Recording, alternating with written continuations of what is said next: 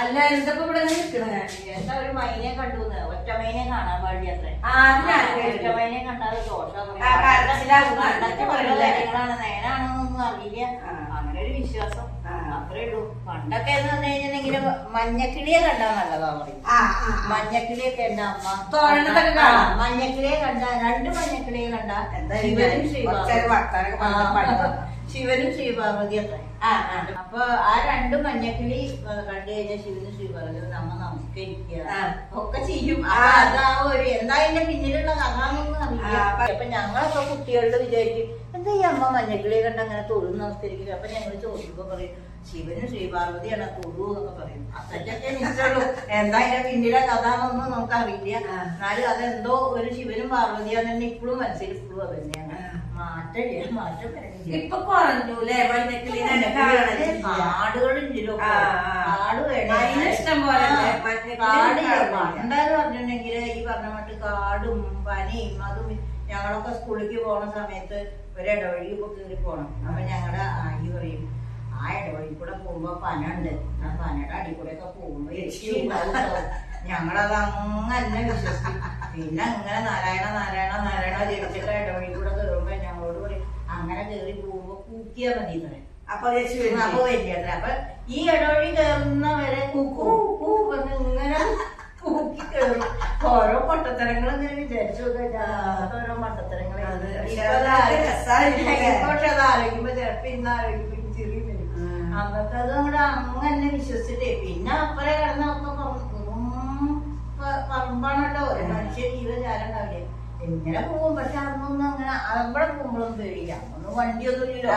കുട്ടികൾക്ക് സ്കൂളിക്കോ എത്ര വഴിയുണ്ടോ അതൊക്കെ നടക്കുക. അതിപ്പോ അച്ഛനും അമ്മയും വിചാരിക്കണുണ്ടാവില്ല വണ്ടിയില് കൊണ്ടുപോകണം. ഇന്നാണെങ്കിൽ 10 അടി നടന്നാ ആവോ അവര് നടന്ന ഈശ്വര വീക്കോ ഇങ്ങനെയൊക്കെയുള്ള വിചാരങ്ങളാണ്. അതുകൊണ്ടെന്താ അന്നിപ്പോ ഇപ്പോഴും നടക്കാൻ അത്ര ഒരു വിഷമില്ല. അന്ന് നടന്നോണ്ടേ അതൊക്കെ ആയിരിക്കും. കാലത്ത് തന്നെ ഉണ്ടാവില്ല വണ്ടി പണ്ട്. പക്ഷെ ഈ ഹർത്താലൊക്കെ വരില്ലേ, അപ്പൊ ഞങ്ങൾ ഇവിടുന്ന് എരുമപ്പെട്ടി വരെ നടക്കും. എരുമപ്പെട്ടി നിങ്ങിടും. ഇപ്പള്ള കുട്ടികൾ ഹർത്താലാണെങ്കിൽ പോവില്ല. അതെല്ലാം ചെയ്യും. ബസ് സമരാകുമ്പോ എത്ര നടന്നിട്ടുണ്ടോ അങ്ങനെ. പണ്ടൊക്കെ ഓണക്കാലം വന്നു കഴിഞ്ഞാൽ ഞങ്ങളുടെ വീടിന്റെ അടുത്ത് കൊറേ കുട്ടികളുണ്ട് എന്റെ പ്രായത്തിലുണ്ട്.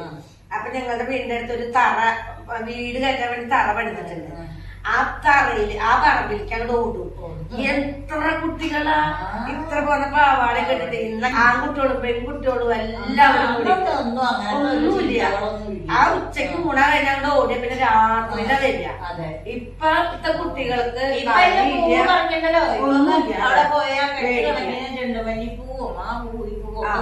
പണ്ട് മുക്കുറ്റി പൂവും തുമ്പപ്പൂവൊക്കെ പറിക്കാൻ വേണ്ടിട്ട് ഒരു കൊറ്റ പോലെ ഉണ്ടാക്കി തരുന്നത്. പിന്നെ കൂടാനും ഇപ്പൊ അതിനെ കുട്ടികൾക്ക് ഒന്നും ഉത്സാഹം മൊബൈൽ നോക്കിയിരിക്കലല്ലേ.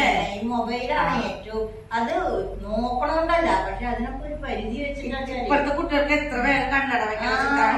എന്റെ പേരക്കുട്ടിക്ക് തന്നെ കണ്ണട അത് ഇത് നോക്കിയിട്ടാണ് ഇത് അങ്ങനെ അടുപ്പിച്ച് ഇതേപോലെ ഒരേ വൃത്തവും അതുകൊണ്ട് തന്നെ കഴുത്ത് വേദന. ഈ കഴുത്തും വേദന കണ്ടു.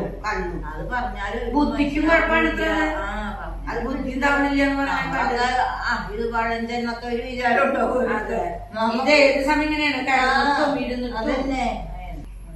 പിന്നെ പഴയ കാലത്തെ പോലെ പണ്ടൊക്കെ ഞങ്ങള് ഇങ്ങനെ തായം കളിക്കുകയൊക്കെ ചെയ്യും കുട്ടികളും അമ്മയൊക്കെ ഇരുന്നിട്ട്. അതേപോലെയൊക്കെ ഇപ്പോഴും അതെ അതൊന്നും കുട്ടികൾക്ക് അവ പറഞ്ഞൊരു കല്ല് കളിക്കുക, കൊച്ചൻ എന്ത് കല്ലുകളിയോ മൊബൈൽ കളി മാത്രം. അവർക്ക് മൊബൈല് പിന്നെ ടാബ് ഇതൊക്കെ നോക്കി ജനിച്ചു വീണ കുട്ടികൾക്ക് ടാബാണ് മേടിച്ചു കൊടുക്കണത്. അത് കളിക്കാതെ നമുക്ക് നമ്മളെക്കാട്ടിലും കൂടുതൽ അറിയാം അവർക്ക്. അപ്പൊ പണ്ടൊക്കെ പറഞ്ഞ മുത്തശ്ശി കഥകളൊക്കെ കേൾക്കും. ഇപ്പൊ ആരാ മുത്തശ്ശി കഥ കേൾക്കാതിരിക്കണം? ഇപ്പൊ മുത്തശ്ശി കഥ കേൾക്കണ്ട, ഒന്നും കേൾക്കണ്ട.